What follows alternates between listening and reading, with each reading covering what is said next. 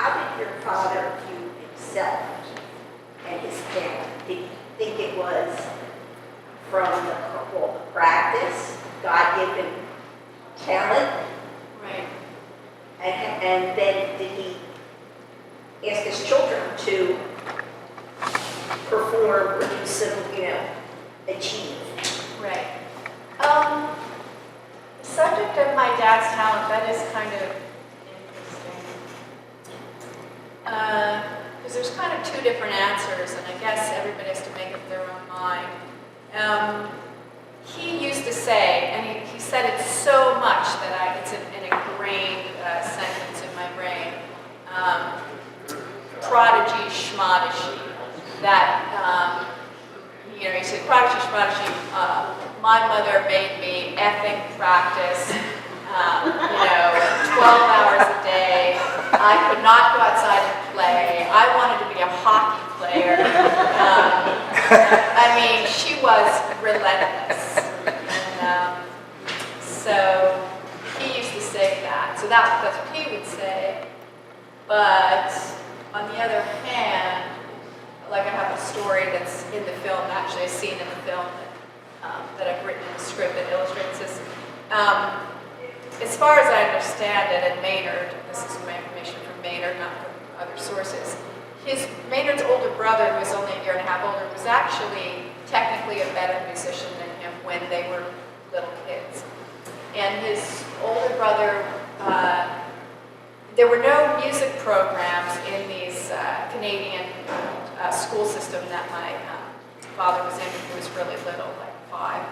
And his father was kind of an activist, and he went before all these school boards and he argued, and all of a sudden he got these musical instruments and programs started. And so here's his father doing this for musical programs, and here's this mother who's this adamant music teacher. But when they got the instruments, there was nowhere to store them in the school where Maynard's father was the principal also. So all these musical instruments were stored in Maynard's basement. And his parents told him, you can view all of these instruments as toys. You can go down that basement, you can play all day long. So an entire orchestra's worth of brass instruments were down there. And his older brother actually could play everything in there ahead of Maynard, but taught Maynard all day long. That's all they do. They just would play down in there. And so getting back to the prodigy versus practice thing. There's this story about how when they were 4 years old, they both went on stage to perform for a school or something. And the father's standing in the wings, and the mother is out front with their other music teacher. And the older brother, Mike, goes on and performs perfectly, flawless, doesn't make a mistake. And Maynard goes on, and Maynard's, I believe Maynard's 4, and he messes up all over the place. But he has so much charisma that he gets a standing ovation. and it was very confusing to the older brother. And so there is that, natural performance. Some people, I think he was born with something. And then other people, and I'm not a trumpet player, I'm really not educated enough to know this, but there are people who have said to me that Maynard's body, like if God was going to invent a body to be a great trumpet player, they would have molded it on him somehow. I'm not a trumpet player, so I don't know really what they're talking about, but maybe. Well, I know there's trumpet players in the audience, and Brian, I know you're out there, and a lot of, it takes both, doesn't it? It takes the gifts and the time spent practicing. You can't have one without the other. It takes all the ingredients to make a great trumpet player. And if they're not there, then you can practice 12 hours a day and nothing's going to happen if you don't have the gifts. But if you have the gifts, some of those people don't practice and make use of them. So it's a package deal. Stan, you would agree with that too, I would think. Well, yeah, for us normal humans. But so many times, and even now, I really can't believe Maynard is not here. I can't. I really thought he would live forever because keep in mind, 9.5 years, I was with him when he climbed off that band bus. Sometimes after a short trip, sometimes after, just grueling, nothing was ever grueling on the road. No, it was great. But, and go out and perform. And Maynard Ferguson, not human. And I say that very sincerely. He had, because people ask me that same question. I had incredibly supportive parents as Maynard. I had excellent music education as Maynard did. I didn't practice, because I don't remember practicing a lot, Maynard, did he practice, his mom forced him to practice that much, Lisa? Oh, yeah, relentlessly on all instruments. But Wow. also, his dad would take him, they just loved big bands. I mean, there's these stories that the parents would take them to see big bands all summer long, and they'd be night concerts of all the famous American big bands, and they'd bring a picnic blanket, so when Maynard was like 2 and his brother was 3, they'd be sleeping next to the dance floor while the parents were, dancing to the big band. So it was just complete immersion in his love of music that went on and all the practice. So Maynard's love, he saw, when a child sees that their parents just love something that much, I think they love it too somehow. And so Maynard caught the love bug for trumpet when he saw this kid playing, a cornet in this gospel show when he was 8 in a church, and said, Dad, oh my God, get me one of those. And then his mom, who wanted him actually to be a classical musician, and kind of looked down her nose, well, it's weird because it conflicts, because they were told it was big bands, but for some reason she did want him to be a classical musician. And she took him to this record store in Montreal, and he remembered her saying to the clerk, and he's only like 8 years old, I want my son to be a jazz musician, but he's a classical musician, but he's interested in jazz. Would you give me everything you have on the great American jazz trumpet players?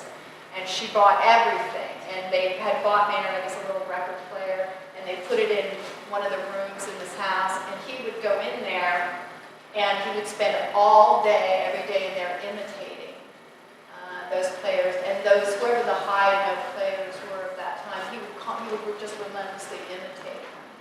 And so that's interesting too, because Maynard used to say, don't imitate, be yourself, find yourself. But initially, I think you learn by imitating initially, and then you go off. That's interesting, isn't it? I would think the high note drum players at that time were like Louis. Well, Roy Eldridge would be one. I remember Roy Eldridge. Yeah, but there weren't any, what I consider high note trumpet. I have it written down. There's a couple of people. That's it. Erskine Hawkins was one from that period. And of course, Cat Anderson went. Cat Anderson, that's one. That's one. Cat And maybe they didn't play fluidly up there, but they hit or something The like that. Cat Anderson wasn't that much older than Maynard. But maybe he had a rest. I don't think so. So it would have been Cat Anderson. Anyway, we need to wrap this up. We've got another session coming here in about 30 minutes or so. And I just want to thank Lisa and Marcel for their help today. And thank you all for being here. Your next session is at 3 o'clock? It's around 2:30 or so, whenever they gather here for the sound check. Okay, and who's going to be on that panel? Wayne Bergeron, Dennis de Blasio, and Steve Weist are coming from the sound Okay, check. so the director of the 1 o'clock lab band. That's right. He's associate professor of music at North Texas. Yes. Can I just also, I really wanted to thank you so much for putting together this collection. And, we didn't want my father's, heritage to just be put out in little bits into the world or stuck in some garage somewhere, or just each of us kids have a little piece of it somewhere where it would never be seen. So it's really great that it's safe, it's together, and the message behind it is protected and sort of, so thank you so much. Well, Ms. Ferguson, let me say this on behalf of the audience and jazz lovers throughout the world. It's a tribute to you and your family that you've contributed this unbelievable heritage, if you will, to this museum. And we are in unbelievable thanks to you and your family for having done this. Because through this donation, your father will live on forever. Thank you so much.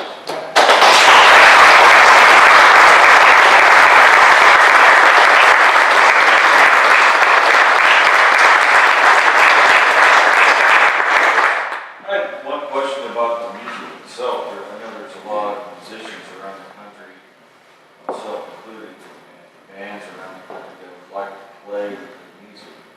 I understand it's in the warehouse somewhere being preserved, but is there any plan to try to disseminate that? I know that was a big thing that Stan Kenton did. He gave his library to North Texas, but it's everywhere now, and it's freely available to play. Right. Should I defer to you for this, or are we, I think that I got a lot of emails about people wanting their cards, wanting to be able to play it and stuff like that. Can you stay around for the next section when Steve Weist is here? He's got all those answers about the copyright laws and how they're going to use the charts and what will be available to the public and how they're going to use it. And that was one of the points of getting it to them, so that there's an organized way in which that can happen. Yeah. Okay. More questions with that? You need to let people know that after hours, all these guys, it's known already, they visit here all together. Oh, they have jam sessions. Heavenly jam sessions. They're all here in spirit. And whoever did this art, by the way, I want that one. Okay, well, thanks. We'll be back in about 30 minutes. Thank you.